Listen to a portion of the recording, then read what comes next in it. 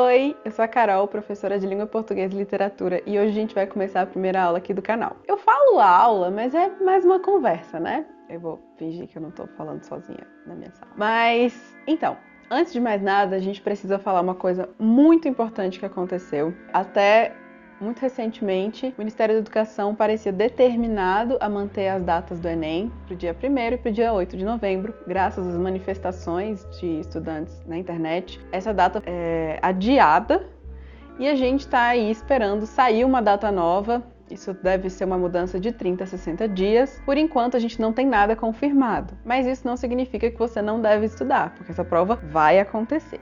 Hoje a gente vai falar de uma das coisas que eu mais gosto na vida, que é a literatura. Eu também gosto muito de comida, só que comida é essencial. Já a literatura é inútil. É isso. Tchau!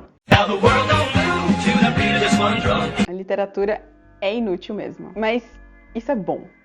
E hoje a gente vai falar o que é a literatura e alguns conceitos fundamentais sobre ela. A literatura é uma expressão artística, assim como a pintura, a música, a escultura, só que ela é feita de textos. Então a gente pode dizer que a literatura é a arte da palavra. Todo texto é literatura? Não. Nossa vida no século XXI é permeada por muitos textos, principalmente se a gente está falando de ambientes urbanos e com bastante acesso à tecnologia. Esses textos podem ter vários formatos, várias funções, várias linguagens. O que vai determinar se esses textos são literários é a intenção de ser arte. Ou seja, é a presença de uma elaboração estética. Estética se refere àquilo que estimula nossa sensibilidade, aquilo que é belo. Portanto, o texto literário vai pegar uma coisa que a gente usa no dia a dia, que é a linguagem, só que isso vai ser feito de um jeito bonito. Bonito é relativo, né? Mas se você pega um poema, ele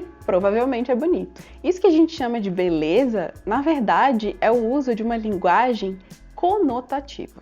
Vamos lembrar, linguagem conotativa é aquela que usa criatividade. Linguagem denotativa é a que tem sentido de dicionário, sentido real. A gente usa a linguagem conotativa através das figuras de linguagem.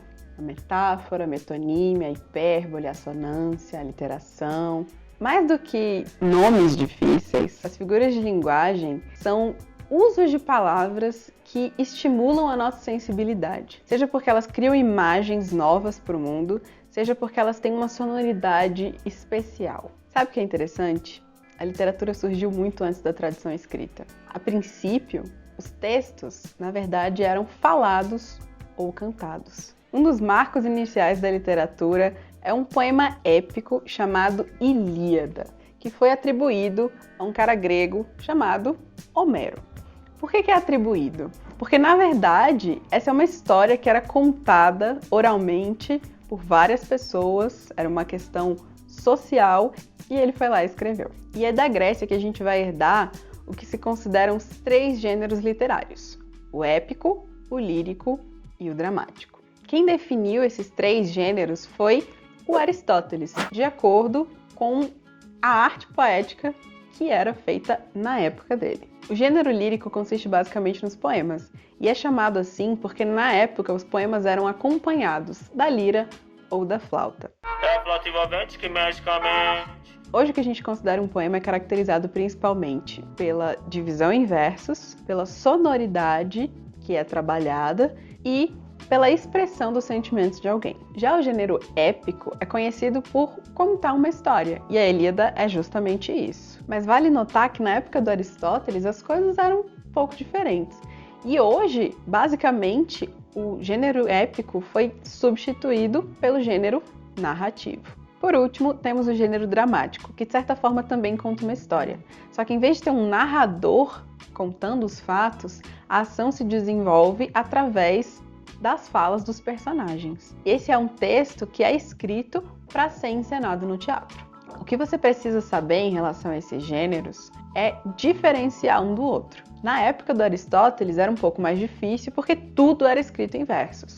Hoje a gente tem formatos mais diferentes. Os poemas são tipicamente escritos em verso, as narrativas geralmente são divididas em parágrafos e num texto dramático a gente tem uma formatação que tem o nome e depois as falas dos personagens. Além da identificação pela aparência do texto no papel, existem outras coisas que diferenciam e caracterizam os gêneros literários. No vídeo de hoje, eu só vou comentar alguns aspectos que são importantes e que causam alguma confusão, ok? Numa narrativa, temos alguns elementos.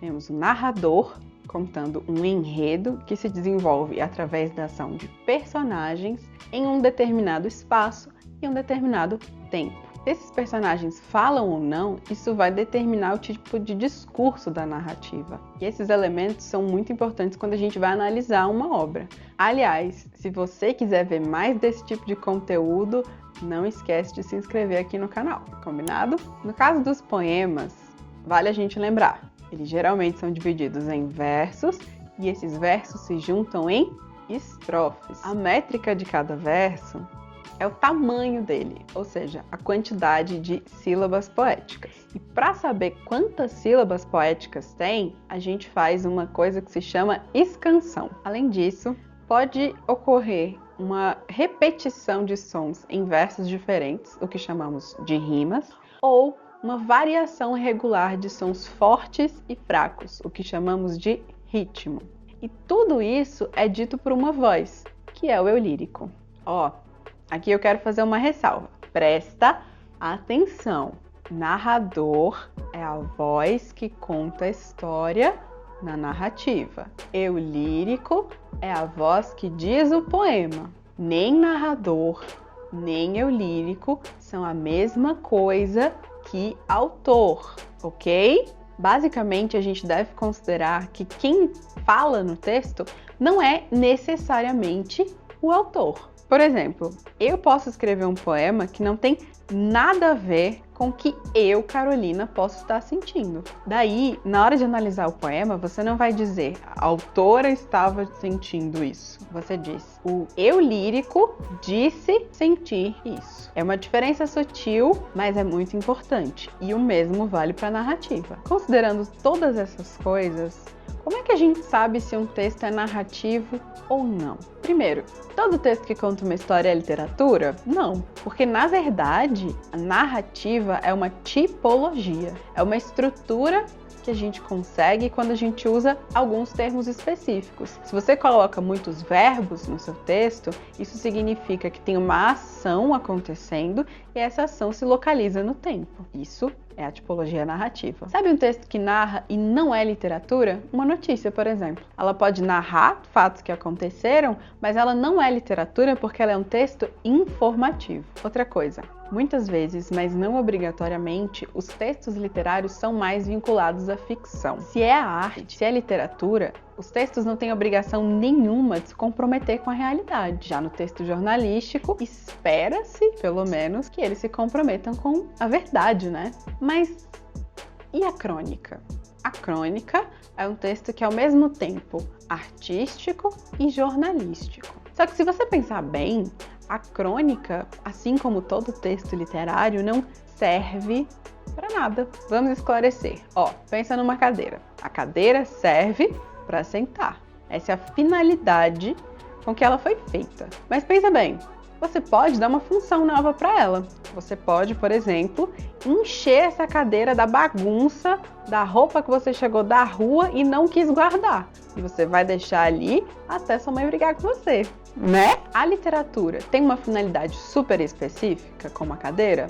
Não. Mas você pode usar para alguma coisa? Pode. Você pode escrever um poema para dar de presente para alguém. Você pode ler um texto para se entreter ou para aprender alguma coisa. Mas não existe uma função específica para a literatura. Por isso que a gente fala que ela não serve para nada. Então, uma boa forma de você diferenciar se um texto é literário ou não, é você pensar nas práticas sociais que são ligadas àquele texto. Os outros gêneros textuais, tipo a bula de remédio, a reportagem, o anúncio, o currículo, o manual de instruções, têm uma função específica, uma finalidade que vai ser informar, convencer, instruir, etc. Já a literatura não tem isso. Tá, mas vamos falar de poemas, que são mais fáceis de reconhecer pela estrutura. Todo texto que é escrito em versos é um poema? Se você olhar de uns anos para cá, as pessoas tiveram mais ferramentas para publicar seus poemas, tipo blogs e redes sociais. Aí pronto, todo mundo acha que é poeta. Quer ver? Eu posso escrever a coisa mais básica do mundo e eu vou transformar num poema. Pensa, amortecedores. Amor, tece, dores. Mas é poema mesmo? Pensa no que define um poema. Eu preciso de preocupação com a sonoridade, de expressão de emoções e de elaboração formal. O que tá faltando aí? Tá faltando um bocado, né? A gente basicamente só tem a expressão de emoções. Então não é que deixe de ser um poema por isso. Só que a elaboração formal, principalmente, é aquilo que vai causar alguma sensação. Então, pode não ser um poema tão impactante. Mas quem sou eu para dizer que isso não é um poema? Sabe qual é a pegadinha? Claro que tinha que ter pegadinha, gente. A questão é que muitas vezes os gêneros literários vão se misturar. Então existem coisas tipo poemas narrativos. E às vezes os gêneros literários vão se misturar com outros gêneros textuais. E ó, o Enem ama isso. Só que ele geralmente vai mostrar que ele quer que você veja isso. Então isso vai aparecer ou no enunciado ou nas alternativas. Mas eu não seria eu se eu não complicasse mais ainda essa pergunta. Vamos lá. Todo texto que quer ser arte é de fato arte. Isso, na verdade, é uma questão bem séria, porque desde o início da crítica literária, da teoria literária, existe uma ideia do que é belo. É um juízo de valor atribuído de acordo com convenções específicas de cada época. Só que isso também é motivado por questões sociais, né? No fim das contas, o que foi considerado belo ao longo da história está muito vinculado a alguém que já tinha poder. Poder político, social, econômico, acesso à escolaridade, conhecimento prévio daquilo que era considerado belo. Então, ao longo da história ocidental, as convenções estéticas sempre estiveram vinculadas às convenções daqueles que já tinham algum poder, influência, privilégios. Por isso que na escola e na universidade a gente aprende tanto sobre homens brancos, ricos, escolarizados, etc, etc. A questão é que essas não são as únicas pessoas que escreveram e escrevem. É claro que a falta de acesso à escola, por exemplo, é uma coisa que marca um empecilho histórico para que algumas pessoas consigam escrever e publicar seus livros. Pensa bem, quantas autoras negras você conhece? Quantas autoras negras você leu na escola? Não é que essas pessoas nunca tenham escrito. O que a gente tem, na verdade, são várias autoras que foram apagadas da história por não se encaixar naquilo que era considerado bom. Cada vez mais, essas autoras abrem espaço e se tornam importantes. Escrevem, publicam, são homenageadas, ganham prêmios. E mesmo assim, ainda há alguns lugares nos quais elas não podem entrar. Mesmo assim, muitas delas ainda não são estudadas na escola ou na universidade. Eu vou contar uma coisa pra vocês. Quando eu entrei no curso de letras, eu entrei porque eu gostava de ler. Sempre gostei. E aí, eu fui percebendo que as pessoas não falavam dos livros que eu gostava de ler. Porque eu era uma pessoa jovem e eu lia livros para pessoas jovens. E aí, eu descobri que fazia uma separação entre literatura de verdade e os livros comerciais, livros para entretenimento. E eu fui deixando de ler as coisas que eu gostava de ler. Eu fui ficando com vergonha, porque era coisa de criança. Era coisa de mulherzinha. Eram coisas que não tinham valor. Pesado, né? A ênfase. Eu lembro de um professor que questionou isso na matéria dele. Mas esse professor era exceção. E aí, na hora que eu fui escolher os autores para escrever a minha monografia, para escrever a minha dissertação de mestrado, eu escolhi autores que já eram consagrados, que já tinham sido analisados 50 mil vezes, de todas as maneiras possíveis.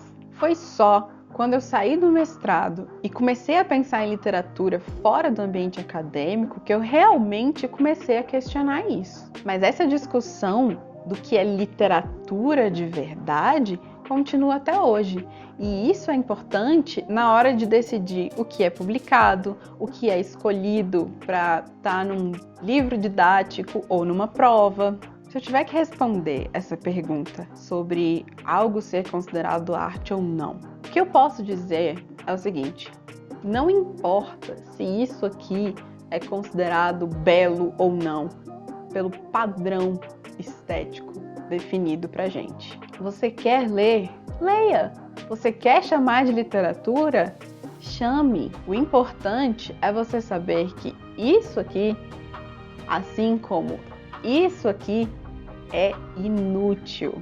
É diferente de um texto que existe por uma finalidade específica. E você pode fazer o que você quiser com isso. Bem, pessoal, por hoje é só. Espero que vocês tenham gostado dessa discussão, espero que tenha sido proveitoso. Se você achou que sim, deixa seu like. Agora é a hora que eu quero saber se vocês entenderam, se vocês concordam, se vocês discordam. Se vocês quiserem falar isso ou qualquer outra coisa, seja uma sugestão, uma pergunta, uma inquietação, deixem os comentários aqui embaixo e dependendo do que for, isso pode até virar um vídeo novo. Valeu pela atenção, se cuidem, fiquem em casa e até a próxima!